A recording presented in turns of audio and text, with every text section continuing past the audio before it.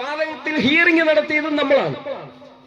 അങ്ങനെ നമ്മൾ ഹിയറിംഗ് നടത്തിയതിന്റെ ഫലമായിട്ട് അവസാനം റെഗുലേറ്ററി കമ്മീഷൻ തന്നെ തീരുമാനിച്ചു, നിലവിലെ റെഗുലേഷൻ മാറ്റാൻ തീരുമാനിച്ചു.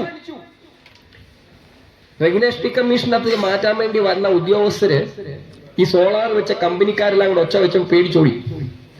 അന്ന് ഞാനും നമ്മുടെ തിരുവനന്തപുരത്തുള്ള 3-4 പേരും നമ്മൾ കോൺഫെഡറേഷൻ പ്രവർത്തകർ മാത്രമേ ഉള്ളൂ, അടിക്കാമെങ്കിൽ അടിച്ചോടെ എന്ന് പറഞ്ഞ് അവിടെ നിന്നത്. ഏതായാലും അവസാനം അവരൊരു തീരുമാനത്തിലെത്തി. ഈ സർക്കാരിന്റെ കാലത്ത് തുടക്കത്തിൽ കൊണ്ടുവന്ന റെഗുലേഷൻ തെറ്റാണ്, ഞങ്ങൾക്ക് തെറ്റുപറ്റി, അതുകൊണ്ടാണല്ലോ തിരുത്താൻ തീരുമാനമെടുത്തത്. അങ്ങനെ തിരുത്താൻ തീരുമാനം എടുത്തത് കൊണ്ടാണല്ലോ ഇപ്പൊ ഹിയറിംഗ് നടത്തിയപ്പോൾ ഈ കമ്പനിക്കാർ വീണ്ടും സുപ്രീം കോടതി പോയി വിധി മേടിച്ചില്ലേ. എന്തോ മേടിച്ചേ? ഓൺലൈൻ ഹിയറിംഗ് പോലെ ഫിസിക്കൽ ഹിയറിംഗ് വേണമെന്ന് പറഞ്ഞ് അടുത്ത ദിവസം കണ്ടുണ്ട് വെച്ചിട്ടുണ്ട്. അപ്പം റെഗുലേഷൻ ഇറക്കി ബോർഡിനെ നശിപ്പിച്ചവർ, ബോർഡിന് കോടികളുടെ ബാധ്യത വരുത്തിയവർ. പിന്നെ കെ ഫോൺ, നമ്മുടെ ഓഫീസിലെ കെ ഫോൺ ഇപ്പൊ വർക്ക് ചെയ്യുന്നുണ്ടോ? ഒരു ഓഫീസിൽ 2 എണ്ണം കാണുമല്ലോ, 2 കെ ഫോണും കാണും, മറ്റതും കാണും. മറ്റതല്ലേ വർക്ക് ചെയ്യുന്നത്. 1028 കോടി എസ്റ്റിമേറ്റ് തുകയുള്ള കെ ഫോൺ 1528 കോടിക്ക് ടെൻഡർ കൊടുത്തു, അവിടെ 500 മാറ്റി. മുമ്പേ അനിൽ പറഞ്ഞതുപോലെ China Premam, Mera China, my China, എന്റെ ചൈന. ചൈനയിൽ നിന്ന് സാധനം കൊണ്ടുവരാൻ വേണ്ടിയിട്ട് കെ ഫോണിന്റെ സാധനം മൊത്തം ചൈനയിൽ നിന്ന് കൊണ്ടുവന്നു. കോവിഡ് കാലത്ത് കൊണ്ടുവന്ന സാധനം പരിശോധിച്ചത് എങ്ങനെയാണെന്നറിയാമോ? നമ്മുടെ കേബിളൊക്കെ പരിശോധിക്കുന്നത് ഓൺലൈനിൽ പരിശോധിച്ച എങ്ങനെയില്ല. തിരുവനന്തപുരത്ത് TCM വൈദ്യുതി ഭവനിൽ ഇരിക്കുന്ന സാറന്മാര് കമ്പ്യൂട്ടർ ഓൺ ചെയ്തിട്ട് ഇങ്ങനെ നോക്കും. ഓക്കെ പരിശോധിച്ചു. കേബിൾ, കെ ഫോണിന്റെ കേബിൾ വന്നു. KSEBക്ക് 49% ഷെയർ ഉള്ള ഒരു കമ്പനിയാണ് കെ ഫോൺ. കെ ഫോൺ എന്ന് പറയുന്ന കമ്പനിക്ക് വരുമാനമൊന്നുമില്ല. KSEBയുടെ ഹൈഡൽ ടൂറിസം 3 വർഷം മുമ്പ് 3.5 കോടി നഷ്ടമാണെന്ന് പറഞ്ഞ് KSEBയെ കൊടുത്തു. ഹൈഡൽ ടൂറിസത്തിന്റെ മേഖലയിലുള്ള സ്ഥലം മുഴുവൻ മാർക്സിസ്റ്റുകാർക്ക് പതിച്ചു കൊടുത്തു, ഇടുക്കിയിലൊക്കെ. ഇപ്പൊ നമുക്ക് അവിടെ ചെന്നാൽ ഒന്ന് കയറാൻ പോലും പറ്റില്ല. ആര്യാടൻ സാറ് ഭരിച്ചുകൊണ്ടിരുന്നപ്പോൾ മൂലമറ്റം പവർ ഹൗസിൽ കയറുവാനുള്ള അനുവാദം മേടിച്ചു കൊടുത്ത സംഘടനയാണ് കോൺഫെഡറേഷൻ. നമ്മുടെ സ്ഥാപനത്തിൽ നമ്മുടെ പവർ ഹൗസിൽ കയറാൻ നമുക്ക് അനുവാദമില്ല ഇപ്പോൾ. പക്ഷെ നമ്മുടെ കാലത്ത് നമ്മൾ എല്ലാവരെയും കയറ്റി, കയറാൻ പറ്റാത്തവർ നിർഭാഗ്യവാന്മാർ. ഇനിയും നമ്മുടെ ഒരു ഭരണം വന്നാൽ അന്ന് നമുക്ക് നീക്കം നടത്താം. അവർ സർവത്ര മേഖലയിലും അഴിമതി നടത്തിയെങ്കിലും ഇവരുടെ അഴിമതി നിർബാധം തുടരാൻ പറ്റാതിരുന്നതിന്റെ കാരണം നമ്മളാണ് കോൺഫെഡറേഷൻ. എന്നാലും അവർ നടത്തും. അതാണ് മാർക്സിസ്റ്റ് പാർട്ടി. AI ക്യാമറ നമ്മൾ എന്തെല്ലാം വെച്ചു, ക്യാമറ മുഴുവൻ കേടായി, ഇപ്പം വീഡിയോയിലൊന്നും ഇല്ലെന്നാ പറയുന്നത്. അങ്ങനെ എല്ലാ മേഖല എവിടെ ഓരോ അഴിമതി, ഓരോ നഷ്ടക്കഥകളും ഓരോന്നും ഇവര് ചെയ്തുകൊണ്ടിരിക്കുകയല്ലേ. അപ്പം 4 രൂപ 29 പൈസയ്ക്ക് ലഭിച്ചിരുന്ന വൈദ്യുതി വേണ്ടാന്ന് വെച്ചു. കഴിഞ്ഞ ദിവസം റെഗുലേറ്ററി കമ്മീഷന്റെ വാർത്ത നിങ്ങൾ പത്രത്തിൽ വായിച്ചില്ലേ? എവിടുന്നെങ്കിലും മേടിച്ചോളാനാ പറയുന്നത്, 10 രൂപയ്ക്കെങ്കിലും മേടിച്ചോളാനാ പറയുന്നത്. 4 രൂപ 29 പൈസയ്ക്ക് മേടിച്ച വൈദ്യുതി വേണ്ടാന്ന് വെച്ചതിന്റെ കാരണം എന്താണെന്നറിയാവോ? ആര്യാടൻ സാറിന്റെ കാലത്ത് 4 കരാർ ഒപ്പുവെച്ചു. അതിൽ 3 കരാറിന്റെയും എഗ്രിമെന്റ് തുക 4 രൂപ 29 പൈസ. ഒരു കരാറിന്റെ വൈദ്യുതി ചാർജിന്റെ വില 3 രൂപ 60 പൈസ. അപ്പോൾ ഇവര് ചോദിക്കുന്നത് ആര്? Regulatory commission. റെഗുലേറ്ററി കമ്മീഷൻ എന്ന് പറഞ്ഞാൽ ഞാൻ വിളിക്കുന്നത് ഇടതുപക്ഷ കമ്മീഷൻ. കാരണം അതിന്റെ അകത്തെ ഒരംഗം KSEBയിലെ ഓഫീസേഴ്സ് അസോസിയേഷന്റെ മുൻ പ്രസിഡന്റ്, ഒരാള് വൈദ്യുതി മന്ത്രി മണിയുടെ മുൻ PA, പിന്നെ ഒരു IAS കാരൻ. അപ്പൊ ടോട്ടലി നമുക്ക് അവരെ റെഗുലേറ്ററി കമ്മീഷൻ നല്ല വിളിക്കേണ്ട, ഇടതുപക്ഷ കമ്മീഷൻ. റെഗുലേറ്ററി കമ്മീഷൻ ഹിയറിംഗിന് പോകുമ്പോൾ ഞാൻ പച്ചയ്ക്ക് എതിർക്കുമ്പോൾ ഒരിക്കൽ റെഗുലേറ്ററി കമ്മീഷൻ ചെയർമാൻ എന്നോട് പറഞ്ഞു, ഇത് കപലപ്രസംഗമൊന്നും അല്ലാന്ന് പറഞ്ഞു. അതിനാണ് നമ്മുടെ വിരുദ്ധ ശക്തികൾ ഫേസ്ബുക്കിലൊക്കെ എടുത്തിട്ടു എന്നെ റെഗുലേറ്ററി കമ്മീഷൻ ചെയർമാൻ വരട്ടിയും. അയാൾ എന്നെ വരട്ട, അയാളാരാ? ഞാൻ എന്റെ സംഘടനയുടെ ആളായിട്ടല്ലേ പോയി. അങ്ങനെ കപലപ്രസംഗം പോലെ തന്നെ നമ്മൾ നടത്തി. ഞാൻ പറഞ്ഞു 4 രൂപ 29 പൈസയ്ക്കിട്ട് കറണ്ട് വേണ്ടാന്ന് വെച്ചാൽ ഓർഡർ ഇട്ട നിങ്ങളാണ് ഉത്തരവാദി, നിങ്ങൾ അകത്താവൂന്ന് പറഞ്ഞു. ശരിയാ, അത് പുള്ളിക്ക് ഫീൽ ചെയ്തു. പക്ഷെ പുള്ളിക്ക് മോശമാണ്. പിന്നെ എന്നെ വിളിച്ച് സ്റ്റേജിൽ പിടിച്ച് ചെവിയിലൊക്കെ 1-2 കാര്യമൊക്കെ പറഞ്ഞു. അപ്പൊ 4 രൂപ 29 പൈസക്കുള്ള വൈദ്യുതി വേണ്ടാന്ന് വെച്ചതിന്റെ കാരണം ഈ 4 കരാറിൽ ഒന്നിന് 360 നമ്മൾ മേടിച്ചു. അപ്പൊ ഇവര് ചോദിക്കുന്ന ഈ ബാക്കിക്ക് കൂടെ 360 മേടിച്ചുകൂടെ എന്ന്. നമ്മളിപ്പോ ഒരു സാധനം മേടിക്കാൻ പോയി, താഴത്തെ കടയിൽ നിന്ന് അല്ലെ വാഴക്കാപ്പം ആയിക്കോട്ടെ, ഒരിടത്ത് 10 രൂപ, ചിലയിടത്തൊക്കെ ഇപ്പൊ 12 രൂപ വാഴയ്ക്കാപ്പത്തിന്. ഈ 10 രൂപക്കാരന്റെ കടയിലെ തീർന്നു. നമുക്കിപ്പോ മീറ്റിങ്ങിൽ എല്ലാവർക്കും കൊടുക്കണം. നമ്മളിപ്പോ എന്ത് രൂപയ്ക്ക് മേടിക്കും? 12 രൂപയ്ക്ക് ചിലപ്പോൾ മേടിച്ചെന്നിരിക്കും. അപ്പൊ ഒരെണ്ണം എങ്ങനെയോ 3.60 കിട്ടി. അപ്പൊ ഇവര് പ്രൊസീജിയറൽ എററെന്നും പറഞ്ഞ് 4 രൂപ 29 പൈസയ്ക്ക് മേടിച്ചത് തെറ്റാന്നും പറഞ്ഞുകൊണ്ട് 300 മെഗാവാട്ട് വൈദ്യുതി വേണ്ടെന്ന് വെപ്പിച്ചു. എന്നിട്ട് ഇപ്പം മേടിക്കുന്നത് എത്രയ്ക്കാന്ന് അറിയാമോ? 10 രൂപ, 12 രൂപ, 14 രൂപ, 15 രൂപ. കോടികളുടെ നഷ്ടമായിരിക്കും. KSEBയുടെ ഒരു സാമ്പത്തിക ധവളപത്രം ഇറക്കാൻ പറഞ്ഞാൽ ഇവർ തയ്യാറല്ല. അങ്ങനെ പറഞ്ഞു പോയാൽ ഒത്തിരി കാര്യമുണ്ട്. അതൊക്കെ പറയാവുന്ന കണ്ടാണ് ഞാൻ മുമ്പിലേക്ക് വരാവുന്നിരുന്നത്. അതൊക്കെ പിന്നീട് ഒരിക്കൽ പറയാം. ഇപ്പോൾ നമ്മളൊക്കെ ആഗ്രഹിച്ചുകൊണ്ടിരിക്കുന്ന ഒരു വസ്തുത വിഷയം എന്ന് പറയുന്നത് നമ്മുടെ എന്തുവാ, എല്ലാവരും ആകാംക്ഷയോടെ നോക്കിക്കൊണ്ടിരിക്കുന്ന, നോക്കിക്കൊണ്ടിരിക്കുന്നത് വേഴാമ്പൽ ദാസ് വെള്ളം നോക്കി കാത്തിരിക്കുന്നത് നമ്മൾ കാത്തിരിക്കുന്ന എന്തുവാ? DA. ഒന്ന് ആലോചിച്ച് നോക്കി. UDF സർക്കാരിന്റെ കാലത്ത് DA കൃത്യമായിട്ട് കൊടുത്തുകൊണ്ടിരുന്നു. പണ്ടൊക്കെ കേന്ദ്ര ഗവൺമെന്റ് പ്രഖ്യാപിച്ചാൽ പിന്നെ സംസ്ഥാന ഗവൺമെന്റ് പ്രഖ്യാപിക്കും, സംസ്ഥാന ഗവൺമെന്റ് പ്രഖ്യാപിച്ചാൽ പിന്നെ ബോർഡ് മീറ്റിംഗ് കൂടി ബോർഡ് ഓർഡർ. അത് UDF സർക്കാരിന്റെ കാലത്ത് നമ്മൾ കൃത്യമായിട്ട് കൊടുത്തുകൊണ്ടിരിക്കും. എന്നാൽ LDF സർക്കാർ വന്നപ്പോൾ അതിന് പെൻഡിങ് വന്നു. അങ്ങനെയാണ് ആര്യാടൻ സാറിന്റെ കാലത്ത് നമ്മൾ നേതൃത്വം കൊടുത്ത കരാറിലൂടെ നമ്മൾ എഴുതി ചേർത്തു. കൺസ്യൂമർ പ്രൈസ് ഇൻഡെക്സ് പ്രഖ്യാപിച്ചാലുടൻ, കേന്ദ്ര ഗവൺമെന്റ് കൺസ്യൂമർ പ്രൈസ് ഇൻഡെക്സ് പ്രഖ്യാപിച്ചാലുടൻ KSEB ജീവനക്കാർക്ക് DA കൊടുക്കണമെന്നാ സംസ്ഥാന ഗവൺമെന്റ് പ്രഖ്യാപിക്കണ്ട. അങ്ങനെ നമ്മുടെ ശമ്പള ഭക്ഷണ കരാർ എന്ന് പറയുന്നത് ID ആക്ട് പ്രകാരമുള്ള ഒരു കരാറാണ്, എഗ്രിമെന്റ്. അതിൽ നമ്മൾ എഴുതി പിടിപ്പിച്ചു. ആര്യാടൻ സാർ സമ്മതിച്ചു. അതുകൊണ്ടാണ് എഴുതി ചേർത്തത്. ആ കരാർ ഉള്ളത് കൊണ്ടായിരുന്നു ഈ അടുത്ത കാലം വരെ നമുക്ക് സംസ്ഥാന സർക്കാർ ജീവനക്കാരെക്കാൾ 2 കട മുന്നിലായി. അപ്പൊ അവിടുത്തെ NGO യൂണിയൻകാർക്ക് അവിടെ പിടിപാടുകൊണ്ട് അവർ ഒരു തടഞ്ഞു പണി പറ്റിച്ചതാണ്. അല്ലെ നമുക്ക് Kerala state financial enterprises KSFE ഇപ്പൊ അപ് ടു ഡേറ്റ് കേന്ദ്ര ഗവൺമെന്റ് കൊടുത്ത അതേ DA കിട്ടുന്നു. അപ്പൊ KSFEക്ക് കിട്ടുന്ന പോലെ നമുക്കും DA കിട്ടേണ്ടതാണ്. നമ്മുടെ ആ കരാറിൽ ലംഘനം വരുത്തിയിരിക്കുക. അത് ആര്യാടൻ മുഹമ്മദ് നമുക്ക് നൽകിയ അവകാശമാണ്. കൺസ്യൂമർ പ്രൈസ് ഇൻഡെക്സ് പ്രഖ്യാപിച്ചാലുള്ള KSEB ജീവനക്കാർ DA കൊടുക്കണോ? ഇപ്പൊ നമുക്ക് 6 ഗഡു പെൻഡിംഗ് ആണ്. 20% പെൻഡിംഗ് ആണ്. 20% എന്ന് പറഞ്ഞാൽ ഒരു 24,400 ആണല്ലോ എലക്ട്രിസിറ്റി വർക്കറുടെ ബേസിക് പേ. 8 വർഷം 10 വർഷം ആയവരല്ലേ മുഴുവൻ. അപ്പൊ 30,000 35,000 ബേസിക് പേ ഉള്ളവർക്ക് എത്ര രൂപ നഷ്ടം വരും? 7,000 രൂപ വരും. 40,000 രൂപ ബേസിക് ഉള്ളവർക്ക് 8,000 രൂപ നഷ്ടം വരും. അങ്ങനെ അരിയറ കൂട്ടി നോക്കിയാൽ ലക്ഷങ്ങളുടെ നഷ്ടം വരും. നമ്മളൊരു കണക്കൊക്കെ വിട്ടായിരുന്നു ഒരിക്കൽ. അപ്പൊ DA നമുക്ക് ഇത്രയും പൈസ നഷ്ടം വരുത്തിക്കൊണ്ടിരിക്കുകയാണ്. KSEBക്ക് സാമ്പത്തിക നഷ്ടം വന്നാലും ലാഭം വന്നാലും DA തരാതിരിക്കാൻ പറ്റില്ല. അപ്പൊ KSEBക്ക് നഷ്ടമൊന്നുമില്ല. അപ്പൊ നമ്മൾ പറയാം നഷ്ടമില്ലാത്തതുകൊണ്ട് തരണമെന്ന് പറഞ്ഞാൽ അവർ പറയാം നഷ്ടം വന്നാൽ തരത്തില്ലാന്ന്. പിന്നെ പ്രയോജനം ഞാൻ അങ്ങനെ പറഞ്ഞു. നഷ്ടം വന്നാലും ലാഭം വന്നാലും DA തരാൻ ബാധ്യസ്ഥമാണ്. അത് ശമ്പളത്തിന്റെ ഭാഗമാണ്. നഷ്ടം വരുന്നത് മാനേജ്മെന്റ് മിസ്മാനേജ്മെന്റും ഉണ്ടാകും. അപ്പൊ KSEBക്ക് നഷ്ടം വന്നെന്ന് ഇവർക്ക് പറയാൻ പറ്റില്ല. 29 കോടി രൂപ പ്രളയ സമയത്ത് മുഖ്യമന്ത്രിയുടെ ദുരിതാശ്വാസ നിധിയിലേക്ക് നമ്മൾ CSR ഫണ്ട് എന്ന് പറഞ്ഞ് KSEB നൽകി. CSR ഫണ്ട് നൽകുന്നത് ആരാണ്? CSR ഫണ്ട് എന്ന് പറഞ്ഞാൽ കോർപ്പറേറ്റ് സോഷ്യൽ റെസ്പോൺസിബിലിറ്റി ഫണ്ടാണ്. അത് നൽകുന്നത് ആരാണ്? ലാഭമുള്ള കമ്പനികൾ നൽകുന്നതാണ്. KSEB അങ്ങനെ ഇതുവരെ നൽകിയതായിട്ട് എനിക്കറിയത്തില്ല. പക്ഷേ വിവരാവകാശ പ്രകാരം എനിക്ക് തന്നിട്ടുണ്ട്. ഒരു 29 കോടി രൂപ ഒരു വക മാറ്റി മുഖ്യമന്ത്രിയുടെ ദുരിതാശ്വാസ നിധിയിലേക്ക് കള്ളക്കടത്ത് നടത്തി.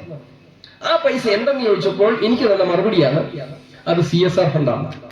അപ്പൊ അത് CSR ഫണ്ട് ആണെങ്കിൽ KSEB ലാഭത്തിലല്ലേ? അപ്പോൾ DA നമുക്ക് കിട്ടേണ്ടതല്ലേ? കഴിഞ്ഞ വർഷം 2,603 കോടി രൂപ ലാഭം കിട്ടിയെന്ന് വീണ്ടും പറഞ്ഞല്ലോ. വെള്ളം മിച്ചം വന്നതിലൂടെ വീണ്ടും 2,500 കോടി മിച്ചം വന്നു എന്ന് പറഞ്ഞല്ലോ. അപ്പൊ DA കിട്ടാത്തതിന്റെ പ്രശ്നം എന്താണ്? ഇവിടുത്തെ അംഗീകാരമുള്ള സംഘടനയുടെ നട്ടല്ലില്ലായ്മയാണ്. CITU എന്ന് പറയുന്ന 53% നട്ടല്ലില്ലാത്ത നേതൃത്വം അതൊന്ന് മാത്രമാണ് നമുക്ക് DA ലഭിക്കാത്തത്. ഇപ്പോൾ രാവിലെ അറിഞ്ഞ ഒരു വാർത്ത, 90% ശരിയെന്ന് ഞാൻ വിശ്വസിക്കുന്നു. ആദ്യമായിട്ട് പങ്കുവെക്കുന്നത് നിങ്ങളുടെ അടുത്താണ്, ഇപ്പോഴാണ് ഓർത്തത്. നമ്മുടെ 3% DAയും 4% DAയും രണ്ടുപേരും നമ്മുടെ സമരത്തിന്റെ ഫലമായിട്ടും പെൻഷൻ കൂട്ടായ്മക്കാർ ഉൾപ്പെടെയുള്ളവർ സമരം, അവരൊക്കെ സമരം ചെയ്തു. സമരം അവർ ചെയ്താലും സമരത്തെ സമരമല്ല എന്ന് പറയുന്ന ആളല്ല ഞാൻ. CITക്കാർ സമരം ചെയ്തു, നമ്മളും ചെയ്തു. നമ്മൾ ഇന്നലെ എല്ലാ ഡിവിഷനും സമരം ചെയ്തു. അതിന്റെയൊക്കെ ഫലമായിട്ട് നമുക്ക് 2 DA കൊടുക്കാൻ സർക്കാർ തലത്തിൽ തീരുമാനമെടുത്തു എന്നൊരു വാർത്ത കിട്ടി. ശരിയാണെന്ന് പ്രത്യാശിക്കാം, അത് നടക്കും എന്ന് തന്നെ പ്രതീക്ഷിക്കുന്നു. കാരണം നമ്മുടെ അജിറ്റേഷൻ അവർക്ക് മനസ്സിലായി. നമ്മളുടെ അജിറ്റേഷൻ മൂലം, നമ്മുടെ സമരം മൂലം CITക്കാർ വീണ്ടും സമരം ചെയ്യാൻ നിർബന്ധിതരായി. അനിശ്ചിതകാല സമരം പണ്ട് നടത്തിയവരാ, എന്നിട്ട് അനിശ്ചിതം എന്താക്കി? നിശ്ചിതമാക്കി. പണിമുടക്ക് നോട്ടീസ് നൽകിയവരാ, നോട്ടീസ് പിൻവലിച്ച് അവർ കണ്ടം വഴി ഓടി. ഇപ്പം വീണ്ടും അനിശ്ചിതകാലം തുടങ്ങുക. ഇടയ്ക്കിടയ്ക്ക് ഇങ്ങനെ ഒരു അനിശ്ചിതകാലം ആദ്യമായിട്ട് കേട്ടു. ഒരു അനിശ്ചിതം തുടങ്ങിക്കഴിഞ്ഞാൽ പിന്നെ നിൽക്കണ്ടേ? അപ്പൊ ഒരു DA എങ്ങനെയെങ്കിലും മിസൈൽ പോകുന്നാൽ ഇടയ്ക്കിടയ്ക്ക് ഓരോ DA വരും. 6 ഗഡു DA പെൻഡിങ് കിടക്കുക. അപ്പൊ ഈ 2, 4, 3, 7% കിട്ടിയാലും പിന്നെ 4 ഗഡു പെൻഡിങ്. ഈ സർക്കാരിന്റെ കാലത്ത് ഇനിയും ഓരോ മാസം ഓരോ ഗഡു DA തന്നാൽ പോലും 4 കൂടെ പൂർത്തിയാക്കാനുള്ള സമയം കഷ്ടിച്ചേ ഉള്ളൂ, അല്ലേ? ഇവര് പോകുന്നതിന് മുമ്പ് മുഴുവൻ തരണമെന്നുണ്ടേലും മുമ്പേ ഇവിടെ അനിൽ പറഞ്ഞ പോലെ 3% DAയും 4% DAയുടെയും ഓർഡർ വന്നു. 3% DA എന്ന് പറഞ്ഞാൽ ബിജു പ്രഭാകർ എന്ന് പറയുന്ന ഒരു ചെയർമാൻ വന്നപ്പോ പുള്ളി പറഞ്ഞു, നിങ്ങൾ എന്നോടൊന്ന് സഹകരിക്കണം, എനിക്കൊരു സമയം തരണം, ഒരു 3 മാസം. അപ്പൊ പുള്ളിക്ക് ഇവിടെ എന്തോ ഗിമിക്കൊക്കെ കാണിക്കണമെന്ന് ആഗ്രഹം ഉണ്ടായിരുന്നു. അങ്ങനെ പുള്ളിയോട് നമ്മൾ സഹകരിക്കാന്ന് പറഞ്ഞാൽ 2 മാസത്തേക്ക് നമ്മളെ സമരമൊക്കെ വേണ്ടാന്ന് വെച്ചു. അങ്ങനെ പുള്ളി എന്ത് ചെയ്തു? ഒരു DA അങ്ങ് പ്രഖ്യാപിച്ചു, 3%. ആ DA പ്രഖ്യാപിച്ചപ്പം ആദ്യത്തെ ദിവസം പുള്ളി അതിനകത്ത് അരിയർ പ്രഖ്യാപിച്ചില്ല, DA മാത്രം ഇപ്പൊ പ്രഖ്യാപിക്കുന്ന പോലെ. 2ാമത് പുള്ളി ഒരു പ്രത്യേക ഓർഡർ ഇട്ടു, അതിന്റെ കുടിശ്ശികയും കൂടെ ഓർഡർ ഇട്ടു. പക്ഷെ ഈ ഓർഡർ ബോർഡിന്റെ സൈറ്റിൽ വന്നില്ല. ഈ സൈറ്റിൽ വരാത്ത സാധനം നമ്മളാണ് ഇത് ബുക്ക് ചെയ്തിട്ട്. നമ്മള് വൈദ്യുതൻ ഉൾപ്പെടെ അനിൽ ഉൾപ്പെടെയുള്ളവർ MIC കയറി പറഞ്ഞു, ഒരു ചെയർമാൻ ഇറക്കുന്നത് ബോർഡ് ഓർഡറാണ്, ആ ബോർഡ് ഓർഡർ നടപ്പിലാക്കാനുള്ള ഉത്തരവാദിത്വം നമുക്കുണ്ട്. ആ ബോർഡ് ഓർഡറിൽ പറഞ്ഞിരിക്കുന്ന കാര്യം MIC പ്രോഗ്രാമിലൂടെ ചെയ്താൽ മതി, ഞങ്ങൾക്ക് അരിയർ കിട്ടുമെന്ന്. അതായത് 1/2022 മുതലുള്ള DA, അത് ഓർഡർ ആകുന്നത് 7/2024. അതുവരെയുള്ള ആ കാലഘട്ടത്തിലെ അരിയർ, അത് സംബന്ധിച്ച് അരിയർ കൊടുക്കാൻ ഓർഡറിലുള്ളപ്പോൾ മോഡ്യൂളിൽ MICന്റെ പ്രോഗ്രാമിൽ മാറ്റിയാൽ മതി, നമുക്ക് ഇല്ലാവും. നമ്മൾ ആ ഓർഡർ എടുത്തുകൊണ്ട് MICയിലും കൊടുത്തു, CPOയ്ക്കും കൊടുത്തു, ചെയർമാനും കൊടുത്തു. അപ്പൊ അവർക്ക് നൽകിയില്ല. അങ്ങനെ ഇരിക്കുമ്പോഴാണ് പെൻഷൻ കൂട്ടായ്മക്കാർ നമ്മൾ ഈ കൊടുത്ത കാര്യങ്ങൾ അറിഞ്ഞിട്ട് അവർ ഈ ഓർഡർ എടുത്തുകൊണ്ട് കേസിന് പോകുന്നു. സേവായി കൂടെ കോടതി പോകുമ്പോ പെൻഷൻകാർക്ക് കൊടുക്കാൻ പറയുന്നു. അപ്പൊ കുടിശ്ശികയ്ക്ക് കോടതി പറഞ്ഞ മറ്റൊന്നുകൊണ്ടുമല്ല, കുടിശ്ശിക കൊടുക്കാൻ ബോർഡ് ഓർഡർ ഇറക്കിയാൽ നിങ്ങൾ എന്തുകൊണ്ട് കൊടുക്കുന്നില്ല? ആ ബോർഡ് ഓർഡർ നടപ്പിലാക്കാൻ പറഞ്ഞു. അങ്ങനെ ആ കുടിശ്ശികയുടെ ഓർഡർ ഇറങ്ങി കഴിഞ്ഞ ആഴ്ച പെൻഷൻകാർക്കൊക്കെ പൈസ കിട്ടി. എനിക്ക് കിട്ടിയത് അവർക്ക് കിട്ടിയൊക്കെ കിട്ടി. നിങ്ങൾക്ക് കിട്ടിയോ? കിട്ടിയില്ലല്ലോ. നിങ്ങൾ ഇപ്പോഴും പോഷി കയറിക്കൊണ്ടിരിക്കും, നിങ്ങൾക്ക് കിട്ടിയില്ല, കൈ കിട്ടൂല. ഓക്കെ, അത് നമുക്ക് അങ്ങനെ ആയിരുന്നു. നമ്മൾ സർവീസ് ഇരിക്കുമ്പോൾ നമ്മുടെ കുടിശ്ശിക കിട്ടിയ കൈ കിട്ടൂല. PF എന്നാണ് PF പോകുന്നത് പറഞ്ഞേക്കുന്നത്? 2028 എടുക്കാമെന്നാ പറഞ്ഞേക്കുന്നത്. ആലോചിച്ച് നോക്കി, 2026 UDF സർക്കാർ വരും. UDF സർക്കാർ വന്നാലും കൊടുക്കണ്ടെന്നാ പറയുന്നത്. 2 വർഷം കൂടെ കഴിഞ്ഞ് കൊടുത്താൽ മതി എന്നാ പറഞ്ഞേക്കുന്നത്. PF എടുക്കാൻ 2028 പറ്റുള്ളൂ എന്നാ. അപ്പൊ ഞാനൊരു പ്രധാനപ്പെട്ട സഹാവിനോട് ചോദിച്ചു, നിങ്ങളോട് ഞങ്ങൾ 2026 വരുമല്ലോ, നമ്മുടെ സർക്കാർ കൊടുക്കുന്നതിന് പോലും നിങ്ങൾക്ക് എന്താ ഇത്ര ഒരു തൊഴിലാളിയോട് ഇത്ര എന്താണ് ഒരു പണക്കം എന്ന് ചോദിച്ചു. അപ്പൊ പറഞ്ഞു, ഞങ്ങൾ ഭരണമൊന്നും വരുമെന്ന് പ്രതീക്ഷയില്ല, ഇപ്പോൾ ഞങ്ങളെങ്ങാനും 2026 വന്നെങ്കിൽ പിന്നെ ഞങ്ങൾ കൊടുക്കണ്ടേ, അതുകൊണ്ട് ഞങ്ങൾ 2028 പറഞ്ഞതാണ്. അപ്പൊ 2028 കൊടുക്കാൻ പറഞ്ഞത് ഓക്കെ. ഈ 2028 കൊടുക്കാനുള്ള എന്റെ മോഡ്യൂൾ ഇട്ടിട്ടില്ല. നിങ്ങളുടെ ആരുടെയും കുടിശ്ശികയുടെ ബില്ല് എഴുതിയിട്ടില്ല. ആ ബില്ല് 10 ദിവസം മുമ്പ് എഴുതിയാൽ 1 ലക്ഷം കുടിശ്ശികയുള്ളയാൾ അതിന്റെ പലിശ കിട്ടൂലേ? PF കിടന്നാൽ എന്ന് PF കിടക്കും ചെല്ലുന്നോ അന്ന് മുതലേ പലിശ കിട്ടും. അപ്പൊ ഇതൊക്കെ ചോദിക്കേണ്ടത് ആരുടെ അടുത്താ? നാട്ടിൽ CIT-കാരൻ സഹാക്കന്മാര് സെക്ഷൻ ഓഫീസിൽ ഇങ്ങനെ പ്രസംഗിച്ചുകൊണ്ട് നടക്കില്ലേ? കൊറിയയിൽ ഭൂമി കുലുങ്ങി, പിന്നെ ചൈനയില് ഉറുമ്പ് കടിച്ചു. കഴിഞ്ഞ ദിവസം നിങ്ങൾ ലേഡീസ് ആരും ഇല്ലല്ലേ, ഇല്ലാത്തോണ്ട് പറയാം. നമ്മുടെ ഒരു MLA പറഞ്ഞില്ലേ, കസേരയിൽ ഇരിക്കുമ്പോ സൂക്ഷിച്ചാലോ, ചന്തിയിൽ നീറ് കടിച്ചാൽ ഈ ഭിന്നശേഷിക്കാരനെ കളിയാക്കിക്കൊണ്ട് ഒരു MLA പറഞ്ഞല്ലോ, ചന്തി നീര് അവർക്ക് ഇപ്പൊ ചന്തി നീര് കടിക്കുന്നു നോക്കിയിരിപ്പോ എമ്മാരുടെ പണി ആണല്ലോ. അപ്പൊ അവർക്ക് ഇതൊക്കെയാ പ്രശ്നം. ഇറാഖ് അമേരിക്കയിൽ പോയോ, അമേരിക്ക ഇസ്രായേലിൽ പോയോ, ഇസ്രായേല് പാലസ്തീനിൽ പോയോ എന്നുള്ളതാണ് അവരുടെ വിഷയം. ഈ എഴുതാനുള്ള മോഡ്യൂൾ MIS-ലൊന്നും കൊടുപ്പിക്കാൻ ഇവർക്ക് പറ്റുന്നില്ല. പിന്നെ ഇവന്മാർ ആരോടാ ഇത് പറയുന്നത്? ആ മോഡ്യൂൾ ഇറക്കിക്കൂടെ? പെൻഷൻകാർ കേസിന് പോയത് കൊണ്ടാണ് ഇത് ലംസമായിട്ട് കിട്ടാത്തെന്നാ പറയുന്നത്. കുടിശ്ശിക ലംസം എന്ന് പറഞ്ഞ ഒറ്റയായിട്ട് ഒരുമിച്ച്. ഇപ്പൊ നമുക്കൊക്കെ കിട്ടിയത് ഒരു മാസത്തെ കുടിശ്ശിക കിട്ടി, അങ്ങനെ 10 ഗഡുവായിട്ടാണ് കിട്ടുന്നത്. ഇവര് പറയുന്നത് ലംസമായിട്ട് കിട്ടാതെ. എനിക്ക് ലംസം വേണ്ട കേട്ടോ, ഗഡു മതി. അങ്ങനെയും കിട്ടിയല്ലോ. അവര് കേസിന് പോയോണ്ട ലംസമായിട്ട് കിട്ടാത്തെന്ന് അവന്മാര് പറയുന്നത്. ഒരു കാര്യം ചെയ്യേ, ഈ 3% കഴിഞ്ഞിട്ട് അടുത്ത ഒരു 4% കൂടെ നമുക്ക് ഓർഡർ ആയിട്ടുണ്ട്. അതിന്റെ കുടിശ്ശിക നിങ്ങളൊക്കെ പ്രഖ്യാപിക്കേ. അവരല്ലേ ഭരിക്കുന്നേ. മുഖ്യമന്ത്രിയോട് എന്ന് പറഞ്ഞാൽ പോരെ, പിണറായി സഖാവേ, ഞങ്ങൾക്കിവിടെ നിൽക്കാൻ നിവൃത്തിയില്ല, ഞങ്ങൾ 53% വോട്ടുള്ളവരാണ്, ഇലക്ഷന് ഞങ്ങൾ പൈസ ഉണ്ടാക്കി തരുന്നവരാണ്, അങ്ങേക്ക് വേണ്ടി പ്രവർത്തിക്കുന്നവരാണ്, പ്രസംഗിക്കുന്നവരാണ്, ഏത് സ്വർണ്ണക്കടത്ത് വന്നാലും ഏത് ബിരിയാണി ചെമ്പ് വന്നാലും അങ്ങേക്കൊപ്പം ഞങ്ങൾ കട്ടക്ക് നിൽക്കുന്നവരാണ്, ഞങ്ങളുടെ DA തന്നുകൂടെ സഖാവെന്ന് ചോദിച്ചാ പോരെ? അവിടെ കേറ്റൂല. പവർ സെക്രട്ടറി ഒരാളുണ്ട് ജ്യോതിലാല്, പുള്ളിയുടെ അടുത്ത് ഹരിലാൽ എന്ന് പറയുന്ന CIT-കാരൻ ചെന്ന പുള്ളിക്ക് ചെറുത്താൻ കുരിശി കണ്ടപോലെ അവരെടുക്കൂല. മന്ത്രി കൃഷ്ണൻകുട്ടിയെ ചർച്ചയ്ക്ക് ഇവര് ചെന്ന് കഴിഞ്ഞാൽ CIT-കാർ ചെന്നാൽ മന്ത്രി എന്ത് ചെയ്യുന്നറിയോ? എഴുന്നേറ്റ് ബാത്റൂമിൽ മന്ത്രി കാണാൻ പറ്റൂല. സത്യം. മന്ത്രിയായിട്ട് ചർച്ച ചെയ്തെന്ന് പറഞ്ഞ് പുള്ളി വോയിസ് വിടും. 6 മണിക്ക് ഇപ്പൊ ഒരു വിഷമമുണ്ട് ജീവനക്കാർക്ക്. എന്താണെന്നറിയോ? പണ്ടൊക്കെ DA കിട്ടിയില്ലേലും കുഴപ്പമില്ല, ഇനി വോയിസിൽ കൂടെങ്കിലും ഗഡുക്കളായിട്ട് കിട്ടിയാൽ സന്തോഷം ഉണ്ടായിരുന്നു. ഇപ്പൊ അതും വരുന്നില്ല. ശരിയല്ലേ? വോയിസിൽ കൂടെ പോലും ഗഡുക്കൾ വരുന്നില്ല. വോയിസ് ഇല്ല. കാരണം ഞാൻ ഈടെ 1-2 കാര്യം പറഞ്ഞപ്പം അവരുടെ ആൾക്കാർ തന്നെ വഴക്ക് പറഞ്ഞു, വടി കൊടുത്തടി മേടിക്കണ്ട. വോയിസിൽ കൂടെ ഇപ്പം വിടുന്നില്ല പുള്ളി. അതുകൊണ്ട് പല സഖാക്കൾക്കും വിഷമമാണ്. കാരണം കിട്ടിയില്ലേലും നമ്മൾ ഈ യോഗ ചെയ്യാൻ പോകുമ്പോഴേ, ഞാൻ ഒരിക്കൽ പോയിട്ട് അന്നേരം പറഞ്ഞ ഈ മുന്തിരി നമ്മളിങ്ങനെ കിടക്കുക, സ്വർഗത്തിലേക്ക് പോകുന്ന ആലോചിക്കാൻ, ഒരു മുന്തിരിങ്ങ വായിലിട്ടതായിട്ട് ആലോചിക്കാം. അപ്പൊ നമ്മൾ ആലോചിക്കും. എന്നിട്ട് ഇങ്ങനെ കടിച്ചു നിന്നതായിട്ട് ആലോചിക്കും. അപ്പൊ അതിന്റെ തൊലി പൊട്ടുന്നതായിട്ട് ആലോചിക്കുക. തൊലി പൊട്ടിക്കഴിഞ്ഞ് എന്ത് വരും? ചെറിയൊരു മധുരം വരും. അങ്ങനെ ഞുണഞ്ഞുണഞ്ഞ് കിടക്കാൻ പറയും.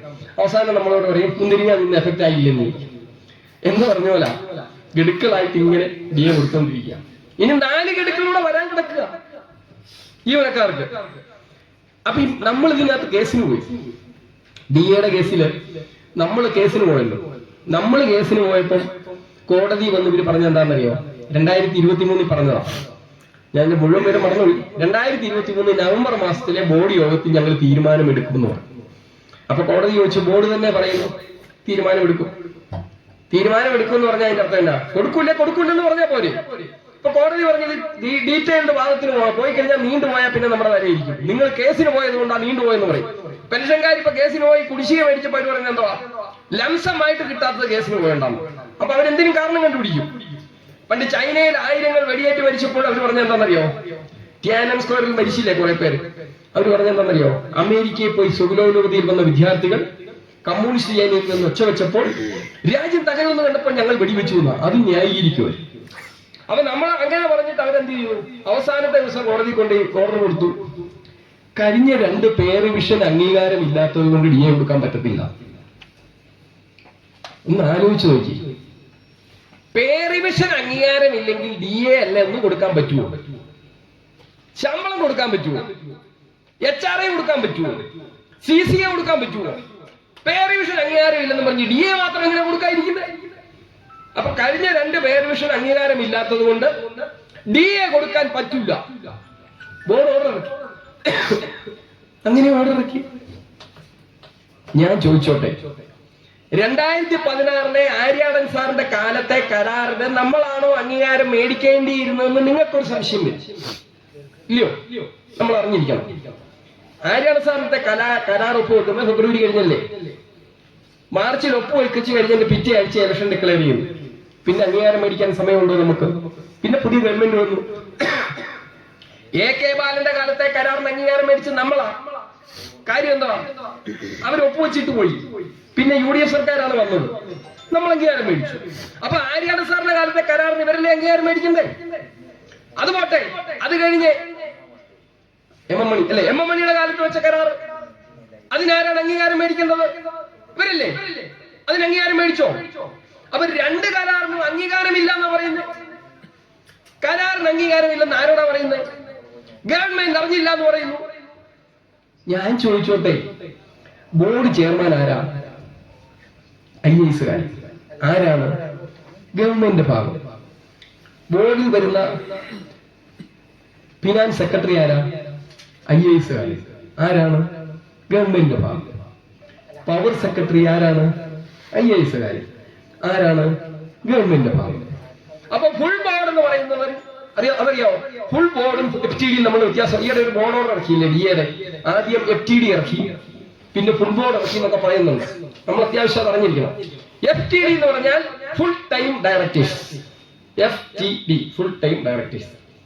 ഫുൾ ടൈം ഡയറക്ടേഴ്സ് എന്ന് പറഞ്ഞാൽ കൊച്ചു കച്ചവടം നടത്തുന്നു എന്നാണ് ഞാൻ പറയുന്നത്. ചെറിയ ചെറിയ കച്ചവടം നടത്തുന്നത്, അതായത് മൊത്ത കച്ചവടമല്ല, ചെറിയ കച്ചവടം എന്ന് പറഞ്ഞാൽ അവർ ഫുൾ ടൈം വൈദ്യുതി ഭവനകത്ത് കാണും. എന്ന് പറഞ്ഞാൽ അവർ മൂത്രം ഒഴിക്കാൻ പോകില്ല എന്നല്ല അല്ല ഞാൻ പറഞ്ഞ്. ഫുൾ ടൈം വൈദ്യുതി കാമ്പൗണ്ടിൽ കാണും. ഫുൾ ടൈം ഡയറക്ടേഴ്സ് എന്ന് പറഞ്ഞാൽ KE ആയിട്ട് കയറി ASA ഡെപ്യൂട്ടി ആയി ചീഫ് എഞ്ചിനീയർ ആയിട്ട് ഡയറക്ടർ ആവുന്നവർ. അവരാണ് വൈദ്യുതി ഭവന്റെ മുകളിലത്തെ നിലയിൽ ഇങ്ങനെ ഇരിക്കുന്നത്, മുറിയൊക്കെ ഉണ്ട്. അവരെല്ലാം കൂടെ ചേർന്ന് പ്രധാനപ്പെട്ട കാര്യങ്ങളൊക്കെ, വലിയ കാര്യങ്ങളല്ല, പ്രധാനപ്പെട്ട കാര്യങ്ങളൊക്കെ തീരുമാനമെടുക്കും. അതിനാണ് ഫുൾ ടൈം ഡയറക്ടേഴ്സിന്റെ ബോർഡ് യോഗം എന്ന് പറയുന്നത്. ഫുൾ ബോർഡ് എന്ന് പറഞ്ഞാൽ ഈ എപ്പോഴും കാണുന്ന സാറന്മാരുടെ കൂട്ടത്തിൽ ഫിനാൻസ് സെക്രട്ടറിയും പവർ സെക്രട്ടറിയും പിന്നെ ഒരു പൊളിറ്റിക്കൽ മെമ്പറോട് ചേരുന്നതാണ് എന്ത്? Full board. ഈ ഫുൾ ബോർഡ് അറിഞ്ഞാൽ പിന്നെ അത് ഗവൺമെന്റ് അറിഞ്ഞതിന് തുല്യമാണ്. അപ്പൊ ഫുൾ ബോർഡ് അറിഞ്ഞ തീരുമാനം എന്ന് പറയുമ്പോൾ, പേ റിവിഷൻ എന്ന് പറയുമ്പോൾ മന്ത്രിയായിട്ടല്ലേ നമ്മൾ ചർച്ച ചെയ്യുന്നത്. ആര്യാണ് സാർ മന്ത്രിയായിരിക്കുമ്പോൾ ആര്യാണ് സാറുമായിട്ട് നമ്മൾ ചർച്ച ചെയ്യും. ആര്യാണ് സാറിനോട് ചോദിച്ചിട്ടാണല്ലോ നമ്മൾ കൺസ്യൂമർ പ്രൈസ് ഇൻഡെക്സ് ഉൾപ്പെടെ ഉള്ള കാര്യങ്ങൾ DA പ്രഖ്യാപിക്കണം എഴുതി ചേർത്തത്. ആര്യാണ് സാർ മുഖ്യമന്ത്രി ഉമ്മൻചാണ്ടി സാറിനോട് ചോദിക്കും. അങ്ങനെ അവർ പരസ്പരം ചർച്ച ചെയ്ത് ഗവൺമെന്റുമായിട്ട് ചർച്ച ചെയ്തിട്ടാണ് കരാർ ഉണ്ടാക്കുന്നത്. MM മണി മന്ത്രിയായിരുന്നപ്പോ MM മണിയായിട്ട് ചർച്ച ചെയ്യുന്നു. ബോർഡ് ചെയർമാൻ IAS കാരൻ ഗവൺമെന്റിന്റെ ഭാഗമാണ്, സെക്രട്ടേറിയറ്റിൽ നിന്ന് വന്നവരാണ്. ഇവരെല്ലാം കൂടി ചേർന്ന് ചർച്ച ചെയ്ത കരാറിന് പിന്നെ ഗവൺമെന്റിന്റെ അംഗീകാരമില്ലെന്ന് ഈ സഹാക്കന്മാർ ആരോടാ പറയുന്നത്? ബോർഡിന്റെ ചരിത്രത്തിൽ ഇന്നേ വരെ ഇങ്ങനെ ഒരു സംഭവം ഉണ്ടായിട്ടുണ്ടോ? ഇല്ല.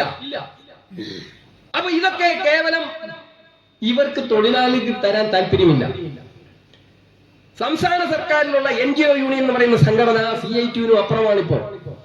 KSEB-യിലെ CITU-കാരൻ അവിടെ നിന്നാൽ അവർക്ക് മറ്റേ മതിൽക്കെട്ടിന് വെളിക്ക് നിൽക്കാനേ പറ്റൂ. പണ്ടൊക്കെ അവർ കയറി അകത്തേയല്ലായിരുന്നു, ഇപ്പൊ അകത്ത് കയറ്റൂല. NGO യൂണിയൻകാരനകത്ത് അവര് പറഞ്ഞിട്ടുണ്ട് KSEB-ക്കാർക്ക് എത്രയൊന്നും വേണ്ടെന്നുള്ള രീതിയിൽ അവരുടെ ശൈലി. പിന്നെ ഇങ്ങനെ നമ്മളെല്ലാം കൂട്ടായിട്ട് സമരം ചെയ്യുന്നതുകൊണ്ട് മാത്രം ഒരു കാര്യം തീർത്ത് പറയാം, നമ്മളുള്ളത് കൊണ്ട് മാത്രമാണ് ഇപ്പോൾ ഇതൊക്കെ കിട്ടുന്നത്. നമ്മൾ 15% ഉള്ളൂ, നമ്മൾ ചെറുതാണ്. കാന്താരി അധികം വേണ്ടാന്ന് കേട്ടിട്ടുണ്ടല്ലോ, നീറാൻ അധികം വേണ്ട. നമ്മളും കൂടെ മിണ്ടാനില്ലെങ്കിൽ ഇപ്പോഴൊന്നും നടക്കില്ല. അപ്പൊ രണ്ട് കരാറിന് അംഗീകാരം ഇല്ല എന്നും പറഞ്ഞുകൊണ്ട് നമ്മളെ ശമ്പളപേക്ഷണം ഇല്ലാതാക്കാൻ ശ്രമിക്കുകയാണ് ഇവര്. പുതിയ സെക്ഷൻ ഓഫീസിൽ തസ്തികയെല്ലാം അനുവദിക്കുന്നുണ്ടോ? ആര്യാടന്റെ കാലത്ത് 34,000 ജീവനക്കാരുണ്ടായിരുന്നിടത്ത് ഇപ്പൊ 24,000 പേരേ ഉള്ളൂ. റെഗുലേറ്ററി കമ്മീഷന്റെ കണക്കനുസരിച്ച് 30,321 പേർക്ക് അനുവാദമുണ്ട്. അപ്പോൾ പോലും 6,000 പേരുടെ കുറവുണ്ട്. ആര്യാട സാറിന്റെ കാലത്തെ കണക്ക് വെച്ചാൽ 10,000 പേരുടെ കുറവുണ്ട്. അപ്പോൾ ഈ 6,000 പേരുടെ കുറവുള്ളവരുടെ ജോലി ചെയ്യുന്നവരാണ് നമ്മൾ. അങ്ങനെ ലീവ് പോലും എടുക്കാതെ ജോലി ചെയ്യുന്നവന്റെ ലീവ് സറണ്ടറും പറയുന്ന UDF സർക്കാർ കൊടുക്കുന്നു. ഇല്ലേ? ലീവ് സറണ്ടറും UDF സർക്കാർ കൊടുക്കുന്ന പറയുന്നത്. അപ്പൊ ജോലി ചെയ്തോണം, റിസ്ക് എടുത്ത് ജോലി ചെയ്തോണം. ഇങ്ങനെ ജോലി ചെയ്തതിന്റെ തലയിൽ ഇടുത്തി വീഴ്ചിരിക്കുക. ഞാൻ പറഞ്ഞു ഇത്രയൊക്കെ പറഞ്ഞിട്ടും അവന് വീണ്ടും 53 കൊടുത്താൽ പിന്നെ നമ്മൾ ഈ പണി നിർത്തുക. ഇത്രയൊക്കെ ചെയ്തിട്ടും അവന് വോട്ട് ചെയ്യാണ്, പിന്നെ എന്ത് ചെയ്യും? പഞ്ചായത്ത് തെരഞ്ഞെടുപ്പ് വരാൻ പോകുന്നു, നിയമസഭാ തെരഞ്ഞെടുപ്പ് വരാൻ പോകുന്നു. തുരുമ്പിച്ച കമ്പികൾ, അത് മാറ്റാൻ പൈസയില്ല. ആ കമ്പി പൊട്ടി വീണു, ആന ചത്താലും മനുഷ്യൻ ചത്താലും ആനയ്ക്ക് നഷ്ടം കൊടുക്കണേലും മനുഷ്യന് നഷ്ടം കൊടുക്കണേലും ആര് കൊടുക്കണം? ജീവനക്കാരൻ കൊടുക്കണമെന്ന് ഇപ്പൊ ഓർഡർ ഇറക്കിയിരിക്കുക. നമ്മളൊക്കെ KSEB ജോലി, ഞാൻ 93 വന്നതാ. നാളെ ഇതുവരെയും ഞാനിങ്ങനെ ഒരു ഓർഡർ ഒന്നും കണ്ടിട്ടില്ല. ഇപ്പം ഇത് നമ്മുടെ എറണാകുളത്തെ ഉള്ള സംസ്ഥാന വൈസ് പ്രസിഡന്റ് ഒരു സംഭവവുമായി ബന്ധപ്പെട്ട് ഒരു സബ് എഞ്ചിനീയറാണ് പുള്ളി അറിഞ്ഞതേ അല്ല സംഭവം. പക്ഷെ അവസാനം ഈ മരിച്ച കോൺട്രാക്ടർ വർക്കർക്ക് കൊടുത്ത എത്രയാ 10 ലക്ഷം തോന്നുന്നു, അതിന്റെ 40% പുള്ളിയുടെ ഈടാക്കണമെന്ന് ഷോർട്ട് കോഴ്സിനകത്ത് എഴുതി വെപ്പിച്ചിരിക്കുക. നമ്മുടെ മാത്രമല്ല, CIT-കാരുടെ 3-4 പേരുടെ പിടിച്ചു. അതിനകത്തൊന്നും യൂണിയൻ ഒന്നും ഇല്ല ഇവർക്ക്. CIT എന്ന് പറയുന്ന സംഘടനയ്ക്ക് ഇതിനെതിരെ പ്രതികരിക്കാൻ പറ്റിയിട്ടുണ്ട്. നമ്മൾ മാത്രമാണ് ഇത് പ്രതികരിച്ചേ. നമ്മളും അവരും എല്ലാം കൂടെ ഒറ്റക്കെട്ടായിട്ട് പ്രതികരിച്ചാൽ നടക്കും. ഈ വിഷയത്തിലും DA-യുടെ വിഷയത്തിലൊക്കെ ഒരുമിച്ച് പണിമുടക്ക് നടത്താനും നമ്മൾ തയ്യാറാണ്. INTUC തയ്യാറാ പണിമുടക്കാൻ. അല്ലാതെ പഞ്ചാബിൽ ഗോതമ്പ് മഴ പെയ്തുകൊണ്ട് കിളുത്തില്ല എന്നും പറഞ്ഞുകൊണ്ട് സമരം ചെയ്യാൻ നമ്മൾ എല്ലാ വർഷവും 2 വർഷം ചെയ്യും. അത് INTUC കേന്ദ്ര നേതൃത്വം പറഞ്ഞുകൊണ്ട് മാത്രം. ആ സമരം അവർക്കൊപ്പം നമ്മളും ചെയ്യും. പക്ഷെ ഇവിടുത്തെ ജീവനക്കാരുടെ വിഷയത്തിൽ സംയുക്തമായിട്ട് പണിമുടക്കാൻ അവർക്ക് തയ്യാറുണ്ടോ? പണിമുടക്കിയ സംഘടനയാണ് നമ്മൾ.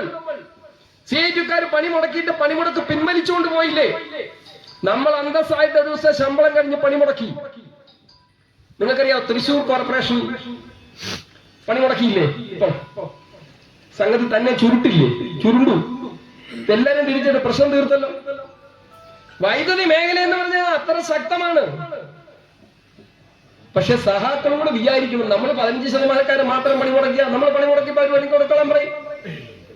ഒറ്റക്കെട്ടായിട്ട് പണിമുടക്കാൻ തയ്യാറുണ്ടോ എന്ന് CIT-കാരെ നമ്മൾ വെല്ലുവിളിക്കുകയാണ്. ഈ വിഷയത്തിൽ ജീവനക്കാരുടെ മേൽ അമിത ഭാരം അടിച്ചേൽപ്പിക്കുന്നു.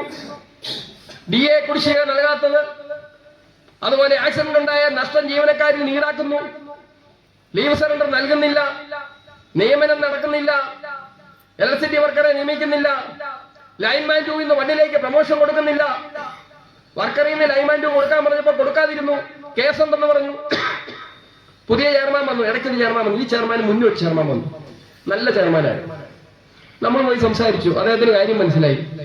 അദ്ദേഹം ഒരു സുപ്രീം കോടതിയിലും പോയില്ല, പ്രമോഷൻ ഇറക്കി. അങ്ങനെ വർക്കറുടെ ലൈൻമാൻ പ്രമോഷൻ ഇറങ്ങി. അത് ആരുടെയും മാജിക്കൊന്നുമല്ല. അദ്ദേഹത്തോട് നമ്മൾ സംസാരിച്ചു, അദ്ദേഹം പറ്റൂല എന്ന് പറഞ്ഞാൽ നടക്കൂല. അദ്ദേഹത്തെ എന്നിട്ട് ആരും ജയിലിൽ പിടിച്ചിട്ടില്ലല്ലോ, അദ്ദേഹത്തിനെതിരെ ഒരു കണ്ടന്റും വന്നില്ലല്ലോ. ഇപ്പൊ പറയാ ലൈൻമാൻ 2 ഇന്ന് 1-ലേക്ക് പ്രമോഷൻ കൊടുക്കണമെങ്കിൽ കോടതി പറയണമെന്ന്.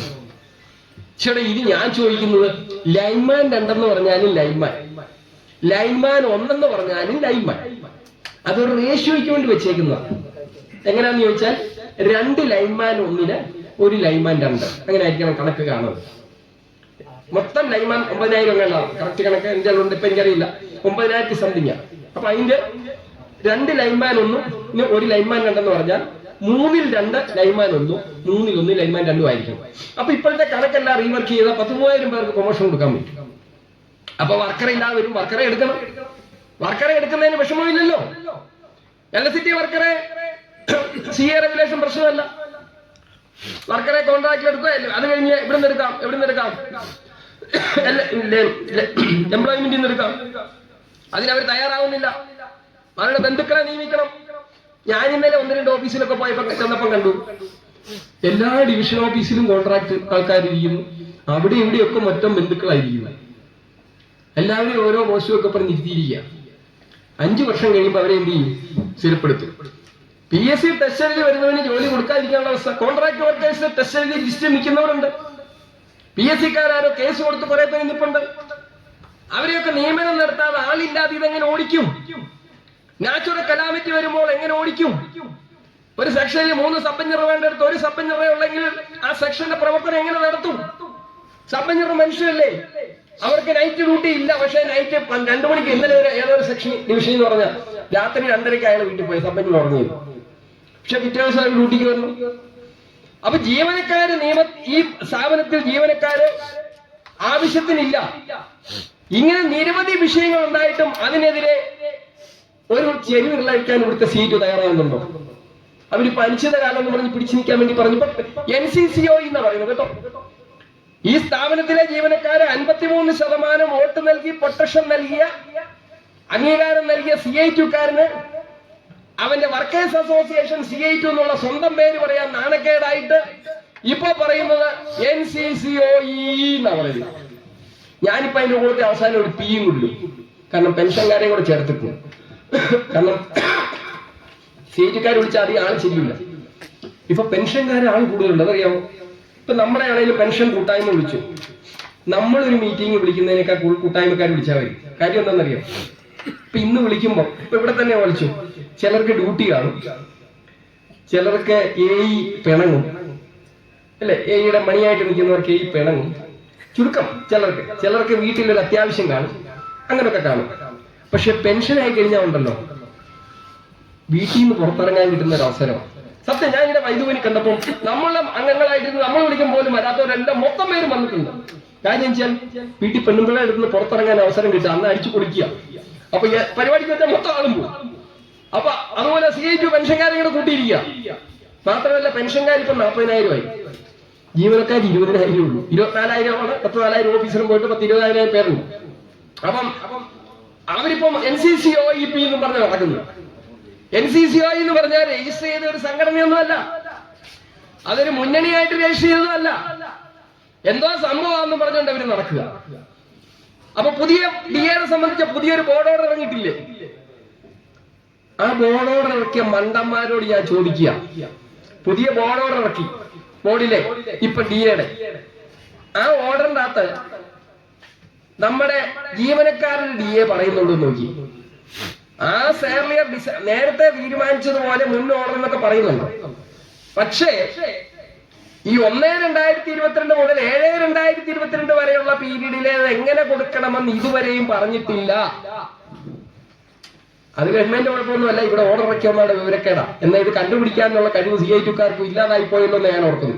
പണ്ടൊക്കെ CITക്കാരുടെ നേതാക്കന്മാരെന്ന് പറഞ്ഞാൽ ഭയങ്കരമായിട്ട് പഠിക്കുന്നവരെ, ബുദ്ധിജീവിയുള്ള അവർ താടിയും പൊളിക്കൊക്കെ വെച്ച് നടക്കുമായിരുന്നെങ്കിൽ ഇച്ചിരി ബുദ്ധിയൊക്കെ ഉണ്ടായിരുന്നു. ഇപ്പമാർക്കൊരു ബുദ്ധിയേ ഇല്ല. അപ്പൊ 1/2022 7/2022 വരെയുള്ള DA എങ്ങനെ കൊടുക്കുമെന്ന് പറയാത്തത് കൊണ്ടാണ് ജീവനക്കാരുടെ മോഡ്യൂൾ എഴുതാത്തതെന്നാണ് ഞാൻ മനസ്സിലാക്കുന്നത്. അതൊന്ന് പറഞ്ഞാൽ പോരെ, അതാ ബോർഡ് ഓർഡറിൽ ഉൾപ്പെടുത്തിയാ പോരെ. മണ്ടന്മാരായിട്ടുള്ള ബോർഡ് ഓഫ് ഡയറക്ടേഴ്സ് ഞാൻ പറയും മരമണ്ടന്മാർ, അല്ല പിന്നെ ഇങ്ങനെ ഇടുവോ? ഇപ്പം ബോർഡ് ഓഫ് ഡയറക്ടേഴ്സ് HR അവർക്ക് പ്രത്യേകിച്ച് താല്പര്യങ്ങളൊന്നുമില്ല. അപ്പൊ ആ ബോർഡ് ഓർഡറും ആദ്യം ഫുൾ ടൈം ഡയറക്ടേഴ്സിന്റെ ഓർഡർ ഇറക്കി, എന്നിട്ട് അവര് ഫുൾ ബോർഡിനോട് പറയാ, ഫുൾ ബോർഡെ നിങ്ങൾ തീരുമാനിച്ചോളാം. ഒന്ന് ആലോചിച്ച് നോക്കി, മുകളിലിരിക്കുന്ന സാറിനോട് പറയാ താനും ഓർഡർ ഇറക്കിയേക്കാൻ, യവന്മാർക്ക് ഇഷ്ടപ്പെടുവോ? എന്നിട്ട് ആ ഓർഡറിനകത്ത് ഇവര് പറയാ സാമ്പത്തികം കൂടെ നോക്കിക്കോണം. ഫുൾ ടൈം ഡയറക്ടേഴ്സ് എന്ന് പറഞ്ഞാൽ ബോർഡിൽ ഇരിക്കുന്ന മൂത്തവര്, നമ്മളെ പോലെ ഒന്ന് മൂത്ത ഡയറക്ടറായമാര് പറയാണ്, പുറത്തിരിക്കുന്ന ഫിനാൻസ് സെക്രട്ടറി നമുക്ക് എങ്ങനെ തരാതെ ഇരിക്കാവുന്ന പുള്ളി റിസർച്ച് ചെയ്ത് മറ്റേ കബഡി വരുത്തിക്കൊണ്ടിരിക്കുന്ന ആളിനോട് പറയാണ്, നിങ്ങൾ ആ DA 2 കൊടുക്കണം, പക്ഷെ KSEBിയുടെ സാമ്പത്തികം കൂടെ നോക്കണം. അപ്പൊ അവർക്ക് എളുപ്പമായില്ലേ? അപ്പൊ അങ്ങനെ ഓർഡർ ഇറക്കിയിരിക്കുക. അപ്പോഴാണ് ചെയർമാനെ നമ്മൾ കണ്ടപ്പോ ചെയർമാൻ പറഞ്ഞ ഇങ്ങനെ അവർ എഴുതിയിട്ട് വെച്ചിട്ടുണ്ട്, അതുകൊണ്ട് സാമ്പത്തികം ഉണ്ടോ ഞാൻ ഫിനാൻസ് ഡയറക്ടറോട് ചോദിക്കട്ടെ. അയാളോട് ചോദിച്ചപ്പം അയാള് വേറെ കളി, എതിരുമായിട്ടുള്ള ഒത്തുകളിയാണ്. അപ്പൊ എങ്ങനെ വന്നാലും കെട്ടിയാലും കുഴപ്പമില്ല എന്ന് പറഞ്ഞ പോലെ, കിടക്കപ്രതി ഇല്ല എന്ന് പറഞ്ഞ പോലെ, കിടക്കപ്രതി ഇല്ലാത്ത ആർക്കാ? തൊഴിലാളികൾക്ക്. അപ്പൊ അതിനെതിരെ ശക്തമായിട്ട് പ്രതികരിക്കുക എന്ന് പറഞ്ഞാൽ നമ്മൾ സെക്ഷൻ ഓഫീസിൽ പോകുമ്പോൾ ഇവർക്കെതിരെ നമ്മൾ ഈ കാര്യങ്ങളൊക്കെ പറഞ്ഞ് അവരെ വിശദീകരിച്ചു കൊടുക്കണം. എങ്കിൽ മാത്രമേ നമ്മളെ സംബന്ധിച്ചിടത്തോളം ഇപ്പൊ അടുത്തൊരു റഫറൻഡം വരാൻ പോവാ. ഒന്നും ആയിട്ടില്ല എങ്കിലും ആ റഫറൻഡം വരുമ്പോഴത്തേക്കും നമുക്ക്, നിങ്ങളിപ്പോ എല്ലാ വർഷവും കൃത്യമായിട്ട് ഡിവിഷൻ സമ്മേളനം നടത്തുന്ന ഒരു ഡിവിഷനാണ് ഫറൂഖ്. വളരെ സന്തോഷമുണ്ട്. കൃത്യമായിട്ട് ആഘോഷമായിട്ട് അഭിമാനത്തോടെ നല്ല ഭംഗിയായിട്ട് ഭക്ഷണമൊക്കെ വെച്ച് ഫുൾ ടൈം. ഇത് 9ാം വർഷവും പ്രതിപക്ഷത്തിരിക്കുന്ന ഒരു സംഘടനയാണ്. 9ാം വർഷവും പ്രതിപക്ഷത്തിരിക്കുന്ന ഒരു സംഘടനയുടെ ഡിവിഷൻ സമ്മേളനമാണ്. ഇത്രയും ആൾക്കാരെ പങ്കെടുപ്പിച്ചുകൊണ്ട് ചുരുക്കം വല്ല ഒരു 10 പേർക്കുള്ളുണ്ടോ പങ്കെടുക്കാം? ഇല്ലല്ലോ, 10 പേർക്കുള്ളിൽ കാണുന്നുണ്ട്. അത് സ്വാഭാവികം എവിടെയും വരും. ചിലപ്പോൾ അത്യാവശ്യം നമുക്ക് വരാതിരിക്കാൻ പറ്റാതെ വരില്ലേ. അപ്പൊ എന്നാപ്പോഴും നിങ്ങൾ പങ്കെടുപ്പിക്കുന്നു. നിങ്ങളോട് പ്രത്യേകിച്ച് പറയേണ്ട കാര്യമില്ല എങ്കിൽ പോലും റഫറൻഡം വരുമ്പോഴത്തേക്കും നമ്മുടെ പ്രവർത്തനങ്ങൾ ജീവനക്കാരിൽ എത്തിക്കണം. നമ്മൾ ഓരോരുത്തരും നമ്മൾ ഓരോ വോട്ട് പിടിച്ചാൽ നമുക്ക് അംഗീകാരം കിട്ടും. നിലമ്പൂർ ഇലക്ഷൻ നടന്നപ്പോൾ ഞാൻ ഒരാഴ്ച അവിടെ ഉണ്ടായിരുന്നു. നിലമ്പൂർ ഡിവിഷൻ കമ്മിറ്റിക്കാര് അവർക്ക് ആ ഡിവിഷന്റെ കീഴിലുള്ള എല്ലാ അംഗങ്ങളുടെയും വീടുകൾ കൃത്യമായിട്ട് അറിയാം. ഇപ്പൊ ഫറൂഖ് ഡിവിഷനിലുള്ള ഓരോരുത്തരുടെയും, നമ്മുടെ അല്ല മറ്റവരുടെ വീടുകൾ അറിയാം. അങ്ങനെ ഞങ്ങള് അവരുടെ എല്ലാ വീടുകളിൽ വണ്ടിയെടുത്ത് 3-6 വണ്ടി എടുത്ത് 2 ഗ്രൂപ്പായിട്ട് തിരിഞ്ഞ് ഞങ്ങൾ എല്ലാ വീടുകളിലും കയറി. ഇപ്പൊ കയറിയപ്പോ നമ്മളൊക്കെ ചെന്നപ്പോ അവർക്കൊരു സന്തോഷം. അങ്ങനെ നമ്മൾ വോട്ട് ചോദിച്ചു ചെന്നു. നമ്മൾ എന്ന് പറഞ്ഞാൽ ചിലപ്പോൾ പറയുന്നത് ഇപ്പൊ ചാണ്ടിയമ്മ വന്നിട്ട് പോയുള്ളൂ, നിങ്ങളിപ്പോ ഭയങ്കര വർക്കാണല്ലോ, എല്ലാ നേതാക്കന്മാരും കയറി ഇറങ്ങാണല്ലോ എന്നൊക്കെ പറയും.